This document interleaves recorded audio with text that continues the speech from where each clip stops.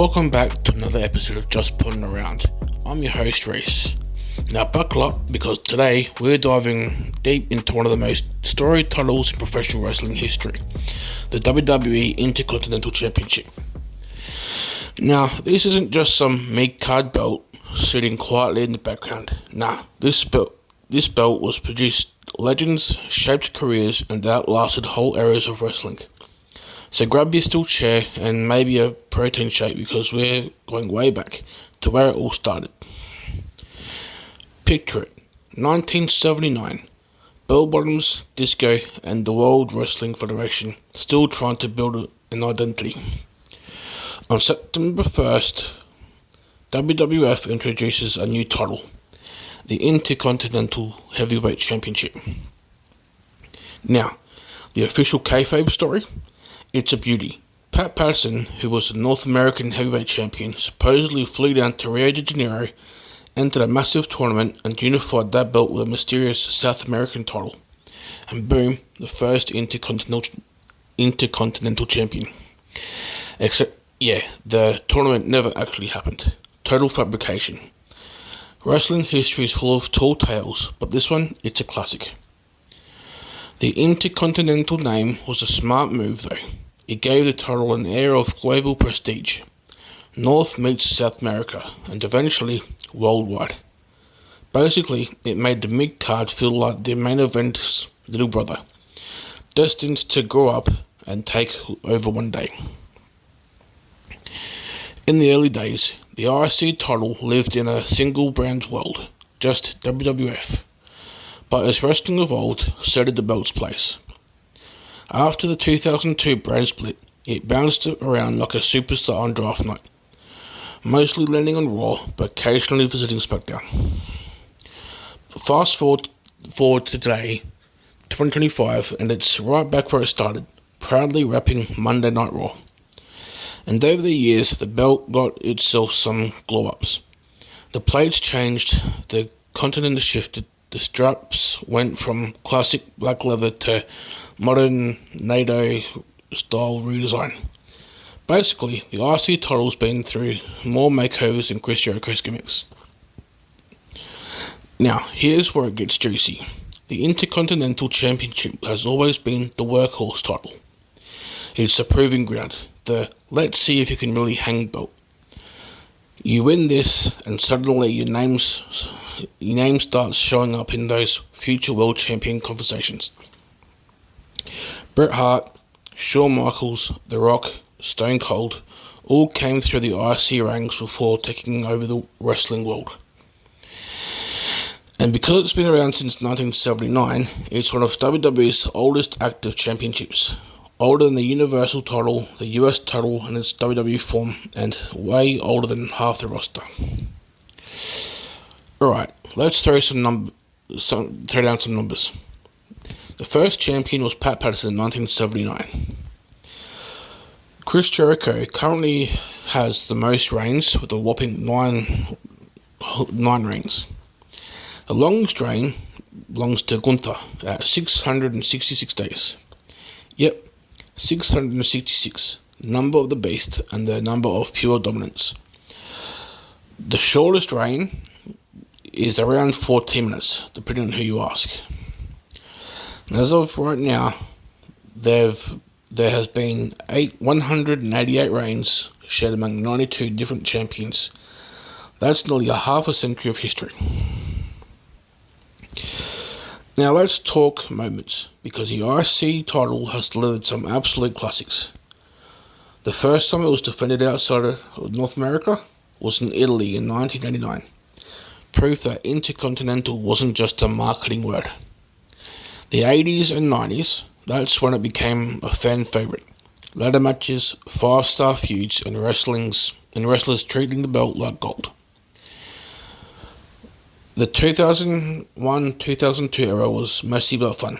Unifications, brand chaos, total mergers. And today, in 2025, Dominic Mysterio, of all people, captured the belt at WrestleMania 41. The kid of Rey Mysterio, holding one of WWE's most historic belts. Talk about full circle.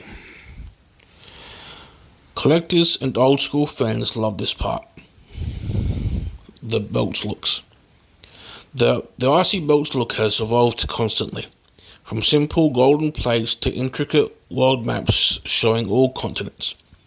The 80s belt, iconic. The 90s white strap, legendary. The modern design, sleek and global. It's not just a belt, it's a timeline in gold and leather. For me, the InterContinental Championship is the bridge. It connects the gritty territory days to the flashy pyro-filled spectacle we see now. It's a belt for storytellers, guys who grind, who work the crowd, who earn every pop.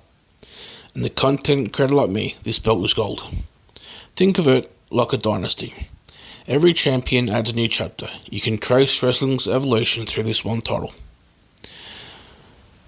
And here's some cool trivia you can drop to impress your mates. The South American title that Pat Patterson supposedly unified, 100% fake. China, yep, the 9th wonder of the world, was the first and only woman to hold the IC title.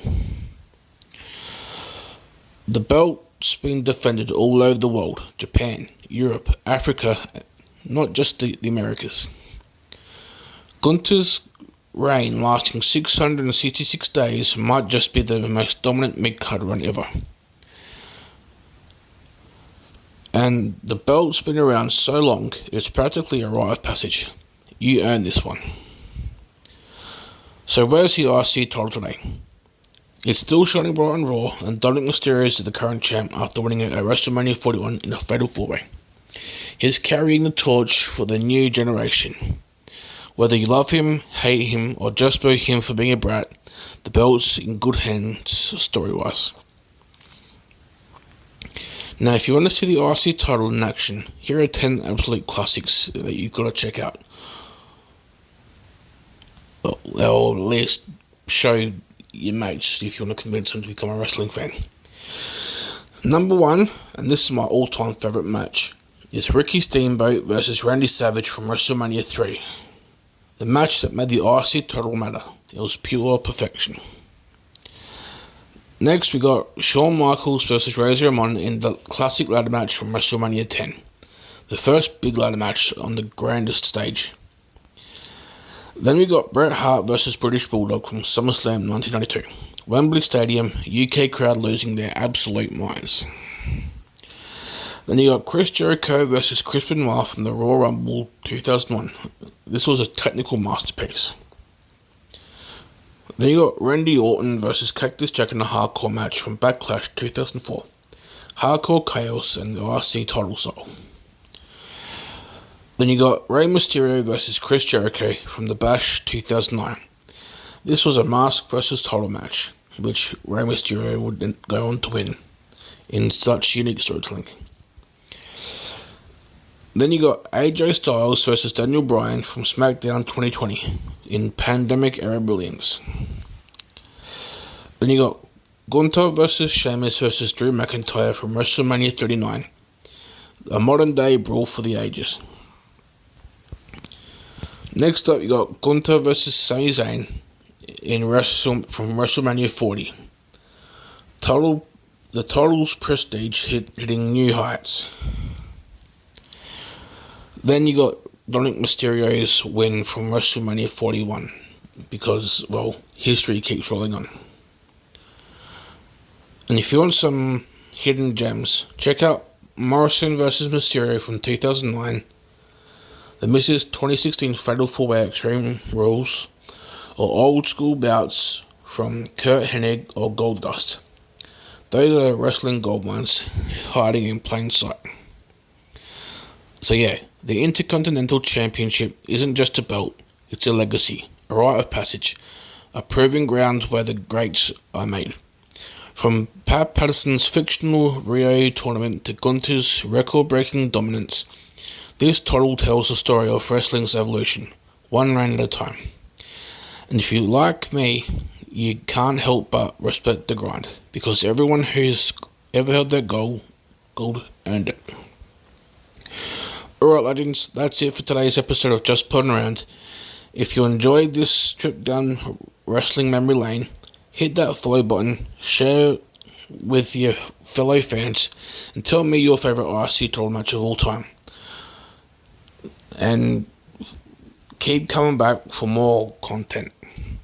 Till next time, keep your promos tight, your belt shiny. Remember, even a mid-card belt can carry a main event story.